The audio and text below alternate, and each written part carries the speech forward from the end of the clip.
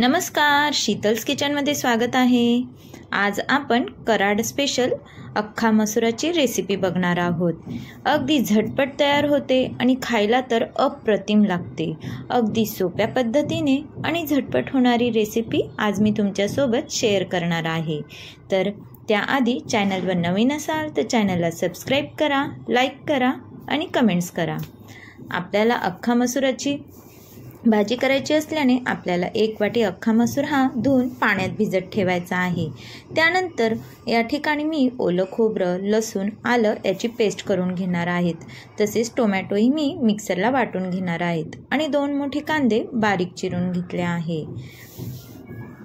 आपल्याला हा अख्खा मसूर कुकरमध्ये करायचा असल्याने कुकरमध्ये मी 3 चमचे तेल घातला आहे आणि जिरे, मोहरी, कढीपत्ता आणि बारीक चिरलेला कांदा हे मी घालून परतवून घेत आहे। कांदा आपल्याला एकदम गुलाबी रंग येईपर्यंत परतवायचा आहे। कांदा तुम्ही जेवढा छान परतवाल तेवढी तुमची भाजी टेस्टी लागेल। त्यानंतर यामध्ये आपण खोबरं, लसूण, आल्याचं वाटण घातलं आहे आणि तेही आपण व्यवस्थित परतवून घेणार आहोत। या ठिकाणी मी ओलं खोबरं वापरलं आहे, तुम्ही सुकं खोबरंही वापरू शकता। त्यानंतर टोमॅटोची पेस्ट यामध्ये आपण घालून घेणार आहोत आणि ती तेल सुटेपर्यंत परतवून घेणार आहोत। आपले कांदा, टोमॅटो हे छान परतल्या गेला आहे। आता आपण यामध्ये हळद, लाल तिखट आणि कांदा लसूण मसाला घालून घेणार आहोत। त्यानंतर 1 चमचा धना जिरा पावडर घातली आहे। हे व्यवस्थित आपण एकजीव करून घेऊ आणि 1 ते 2 मिनिटं परतवून घेऊ।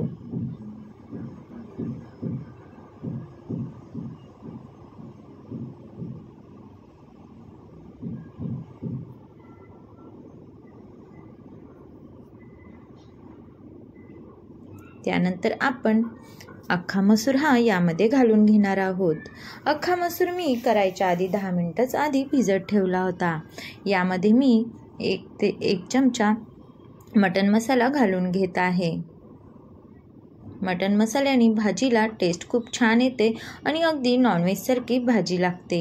आणि ही भाजी तुम्ही घाईच्या वेळेतही बनवू शकता। ज्यावेळेस तुमच्याकडे भाजीला काही नसेल त्यावेळेस तुम्ही अगदी झटपट अशी 10 मिनिटात होणारा अख्खा मसूर बनवू शकता। चवीनुसार मीठ घालून घ्यायचं आहे।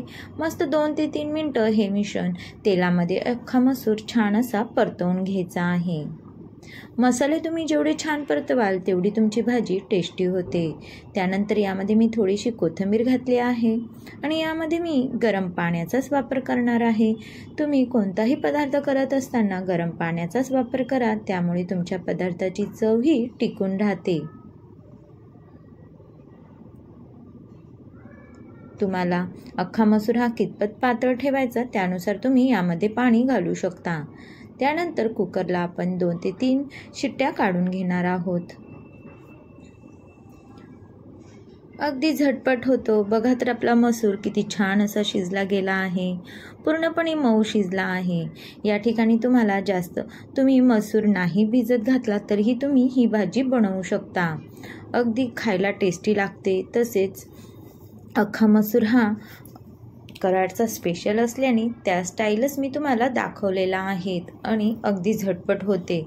तर कशी वाटली रेसिपी कमेंट्स करून नक्की सांगा। रेसिपी आवडली असेल तर लाईक करा, शेअर करा, सबस्क्राईब करा।